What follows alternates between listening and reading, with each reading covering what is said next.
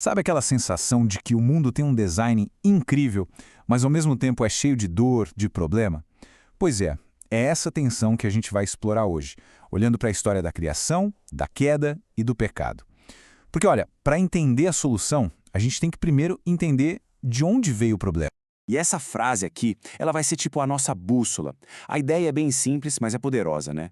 Para a gente dar valor à cura, a gente tem que primeiro saber qual é a doença.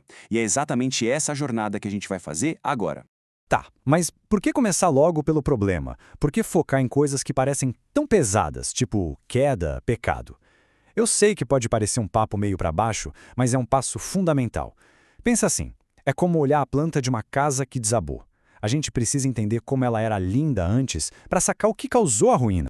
É isso, sabe? Sem entender a beleza do projeto original, a tragédia da rachadura não faz tanto sentido. Do mesmo jeito, sem ter o contexto do que se perdeu, a ideia de redenção, de conserto, perde um pouco da força. É justamente por isso que a mensagem da graça se torna algo tão potente e necessário. Beleza, então? Vamos mergulhar nessa história original, a narrativa que está no centro de tudo isso. A gente vai ver os dois lados da moeda, sabe? O ponto de partida, que é glorioso, e a virada dramática que mudou tudo. E o ponto de partida é esse aqui, ó, uma criação que foi feita para ser boa, cheia de propósito, de dignidade. A história não começa na escuridão, não.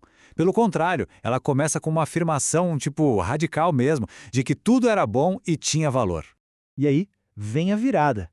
Daquela afirmação de que tudo era muito bom, a gente pula para essa outra. Todos pecaram. É esse contraste, essa pancada entre o ideal e o real, que está bem no centro do drama da condição humana. E aqui está o pulo do gato. Falar de pecado não é ser pessimista, é ser realista. É tipo reconhecer que o GPS recalculou a rota, que o caminho desviou do plano original, e só fazendo isso é que a gente consegue entender o mapa do conserto, da restauração que a narrativa bíblica quer mostrar. Certo. Mas como é que a gente analisa uns conceitos tão pesados desses sem cair no desespero? A gente precisa da lente certa, né? Uma estrutura que deixe a gente olhar para a fratura sem perder de vista a esperança de que tem conserto. É justamente essa lente que a gente vai explorar agora. E essa pergunta aqui, nossa, é talvez a pergunta mais universal, mais angustiante que existe sobre esse tema. Uma questão que, em algum momento, todo mundo já se fez, né? Se tudo foi criado bom, por que existe tanto mal e sofrimento? A estrutura que a gente vai ver agora tenta justamente oferecer um caminho para a gente pensar numa resposta. Então, essa lente se apoia em 3 pilares. Primeiro, ela é bíblica, ou seja, é fiel ao texto. Segundo, ela é wesleyana. O que isso quer dizer? Quer dizer que, mesmo levando a sério a realidade da queda, o foco está na graça de Deus, uma graça que age desde o comecinho para alcançar a gente. E, por último, ela é pastoral. O objetivo não é só apontar o problema, mas cuidar, tratar desse assunto com verdade, claro, mas principalmente com muita esperança. E o resultado dessa abordagem de 3 pilares é uma visão bem específica sobre a gente. Não somos totalmente destruídos, como se não tivéssemos mais valor nenhum. Mas também não somos naturalmente bons, como se nada tivesse acontecido. A perspectiva é mais sutil e muito mais poderosa. A gente é, ao mesmo tempo, caído e amado. Então, a gente chega na ideia central, no coração de toda esta análise. Se a gente juntar todas as peças do quebra-cabeça, qual é a imagem que aparece? É essa aqui, a de uma humanidade que é, ao mesmo tempo, caída e amada. E vamos começar com a base de tudo, a afirmação fundamental. Nós não fomos criados errados. A nossa origem não está no erro, não está no defeito.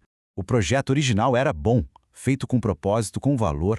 Aí a gente precisa reconhecer a realidade do pecado. Ele não fazia parte do projeto. Ele invadiu a história, sabe? Causou uma fratura bem profunda no design de Deus para a criação e para a gente. Mas, e aqui vem a grande mensagem de esperança que costura tudo isso. Apesar da queda, aquele valor que está na nossa essência, a tal da imagem de Deus, não foi apagado. O pecado estragou, sim, mas não conseguiu destruir o nosso valor original. Olha, e este salmo aqui, ele captura essa ideia de um jeito perfeito. A reação de quem escreveu, ao olhar para a humanidade, não é de "nossa, que decepção", mas de espanto, de admiração pelo nosso valor. Mesmo com toda a nossa fragilidade, ele vê seres coroados de glória e de honra por Deus. E para fechar, fica essa pergunta para a gente pensar. Se a gente realmente colocar essa lente de que cada pessoa é, ao mesmo tempo, caída e amada, como isso muda o jeito que a gente vê o mundo? Como isso transforma as nossas relações, o nosso dia a dia? É uma pergunta que, se a gente levar a sério, pode mudar tudo.